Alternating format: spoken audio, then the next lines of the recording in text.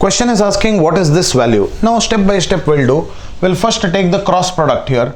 I can say vector I cross vector j, correct? Vector I cross vector j, like this. Vector I cross vector j plus vector I cross vector k plus vector j cross vector j plus vector j cross vector k, vector j cross vector k dot vector k plus vector I, vector k plus vector I. Now what we have to do, we have to take the cyclic permutation I, j, k. This we have discussed during the synopsis also. I cap, j cap, k cap we have discussed. So I cross j will be equal to k cap. I cross k will be equal to minus j cap. J and j, it's in the same position, not moving, so answer is 0. J cross k will be equal to I cap because it's moving in the direction of the arrow mark.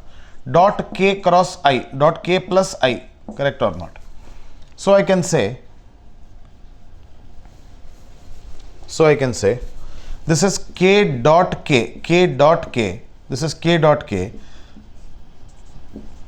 plus k dot I minus j dot k minus j dot k minus j dot I plus I dot k plus I dot I dot I. What is this answer? K dot k, magnitude k square.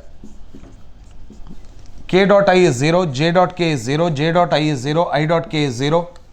Because all these angle will be 90 degree, cos 90 is 0. I dot I will be equal to magnitude I square.